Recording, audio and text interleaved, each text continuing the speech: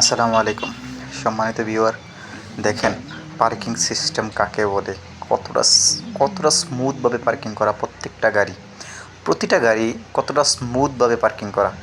এবং কি যদি আপনি রুলস না মেনে, ঠিক আছে, এই যে ইউলো দাগগুলো দেখতেছেন গাড়ির পাশে, যদি এই রুলসগুলো না মেনে আপনি পার্কিং করেন এলো পাথারি বা এলোমেলো, তখন আপনাকে জরিমানা করতে হবে 200 রিঙ্গিত পর্যন্ত। বাংলাদেশের 200 রিঙ্গিতে মনে করেন যে বাংলাদেশের বর্তমান টাকা অনুযায়ী প্রায় 6,000 টাকার কাছাকাছি। কথা বুঝছেন? মানে আপনি একটা মানে গাড়ি পার্কিং করবেন, কিন্তু যদি আপনি এটা ঠিকভাবে না করেন পার্কিংটা সুন্দরভাবে গোছালোভাবে, তাহলে আপনাকে 6,000 টাকা পর্যন্ত জরিমানা গুনতে হবে। এই দেখেন পার্কিং করতেছে, এই দেখেন, ওই দেখেন একটা গাড়ি পার্কিং করতেছে, দেন কতটা স্মুথভাবে পার্কিং করে। ঠিক আছে, তার যে নির্দিষ্ট জায়গা, ঠিক ওই জায়গাটাতেই সে পার্কিং করবে গাড়িটা। কথা বুঝছেন? এই হলো বিষয়। তো ভিডিওটা শেষ পর্যন্ত দেখবেন, আরও অনেক বিষয় নিয়ে আলোচনা আছে। ঠিক আছে, আরও অনেক কিছু দেখানো হবে ভিডিওটার শেষে। অবশ্যই শেষ পর্যন্ত দেখবেন ইনশাল্লাহ। দেখতে থাকুন। সম্মানিত প্রিয় দর্শক, এটা একটা রেস্টুরেন্ট। এই দিকে এটা মানে আপনারা মনে করেন যে আবাসিক এলাকার মধ্যে একটা ভালো রেস্টুরেন্ট মোটামুটি মালয়েশিয়াতে। এই দেখেন এখানে হলো পার্কিং এরিয়া। এই রেস্টুরেন্টের পার্কিং এরিয়া, ঠিক আছে, এই যে এখানে গাড়ি পার্ক করা হয়। আসুন আপনাদেরকে যে বিষয়টা দেখানোর জন্য আপনাদেরকে ভিডিওটা করা। এই পার্কিং এরিয়ার পরিবেশটা 1 নম্বর দেখেন কত সুন্দর, কত গোছালো। আর 2 নম্বর বিষয় যে লেখাটা, মোস্ট ইম্পর্টেন্ট, যেটার জন্য আমি আপনাদেরকে ভিডিওটা করতেছি। দেখেন এই লেখাটা এখানে বলা আছে যে আপনার যদি আপনি লিগালি পার্কিং না করেন, এই যে রেখাগুলা, এই যে গাড়ির যে রেখাগুলা, এই রেখাগুলার মেনে যদি আপনি লিগালি পার্কিং না করেন, তাহলে আপনাকে 200 টাকা পর্যন্ত জরিমানা দিতে হবে। ঠিক আছে, এই যে রুলস, বাট এদেশের পার্কিংয়ের অনেক মানে ভয়ঙ্কর রুলস। আপনি দেখবেন যে এই রুলসগুলা যদি আপনি না মানেন, তাহলে প্রতিনিয়ত আপনাকে জরিমানা দিতে হবে। কিন্তু বাংলাদেশে যদি এরকম সিস্টেম করা হতো, তাহলে রাস্তাঘাটে এরকম অগোছালো মানুষ পার্কিং সিস্টেমটা থাকতো না। ঠিক আছে, দেখেন পরিবেশগুলো কত সুন্দর, কত সুন্দর। এই যে মালয়েশিয়ায় দেখেন, এই যে একটা ঝিরিঝিরি বাতাস সবসময় বইতে থাকে। হ্যাঁ, ঝিরিঝিরি বাতাস বইতে থাকে। এই যে দেখেন বাঁশবাগানের মধ্যে কত সুন্দর ঝিরিঝিরি বাতাস বইছে। এই যে ঝিরিঝিরি বাতাস, ঠান্ডা আবহাওয়া, এই আবহাওয়াটা কিন্তু বাংলাদেশে বসন্তকালে দেখা যায়।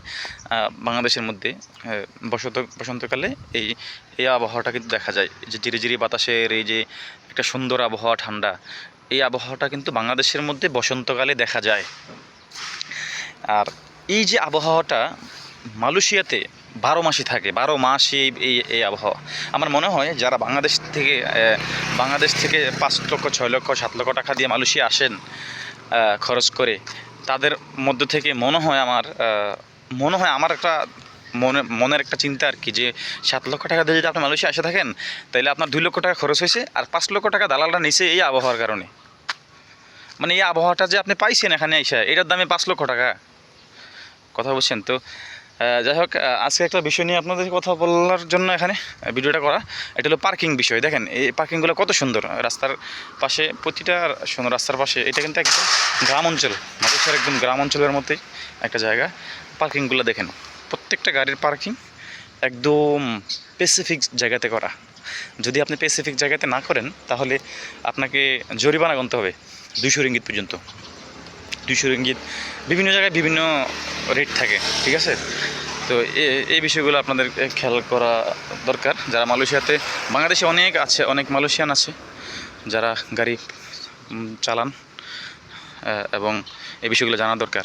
এবং কি আমার মনে হয় এই উন্নত দেশগুলোর যে এই সিস্টেমগুলো যদি আমরা আমাদের দেশে পালন করতে পারি, তাহলে বা যদি আমাদের দেশের মানুষকে এরকম সিস্টেম করা যায়, তাহলে আমাদের দেশটা উন্নত দেশে রূপান্তর হবে ইনশাল্লাহ আমরা বিশ্বাস করতে পারি এটা। ঠিক আছে, আসুন মালয়েশিয়াতে আপনাদের আরও কিছু পরিবেশ দেখাই সুন্দর, যেগুলো খুবই গুরুত্বপূর্ণ। আমার মনে হয় এগুলো নিয়ে কথা বলা উচিত।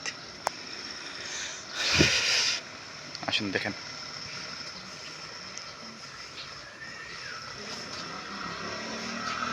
এই দেখেন নারকেল গাছ। নারকেল গাছ মালয়েশিয়াতে নারকেলের বিষয়ে অবশ্যই কথা বলা দরকার। আমি মনে করি মালয়েশিয়াতে নারকেল প্রত্যেকটা গাছেই নারকেল, এবং কি ছোটো ছোটো গাছগুলোতে প্রচুর পরিমাণ নারকেল মালয়েশিয়াতে। বাংলাদেশে দেখা যায় যে কয়েকটা অঞ্চল ছাড়া বাকি সব অঞ্চলগুলোতে এত পরিমাণ নারকেল নাই। মালয়েশিয়াতে ছোটো ছোটো গাছ আপনি হাতে লাগাল পাবেন, আপনি চাইলে পারতে পারবেন, কিন্তু মানুষ পারে না, ঠিক আছে। অবৈধভাবে কোনো মানুষ চুরি এখানে নাই, চুরি অথবা পায়রা খাইলাম এমনটা না, ঠিক আছে। আপনি মনে করেন প্রচুর পরিমাণে নারকেল হয়, প্রচুর পরিমাণে নারকেল বা মালয়েশিয়াতে, ঠিক আছে। এই বাংলাদেশে কিন্তু এই জাতগুলো নাই আমার মনে হয়। এই যে দেখেন, এই যে এই নারকেল গাছটা মানে নিজেই কোনোভাবে বাইচে আছে, মনে হচ্ছে কোনোভাবে বাইচে আছে, তারপরে দেখেন থোকায় থোকায় নারকেল, প্রচুর পরিমাণে নারকেল নারকেল কিন্তু আছে এটার মধ্যেও।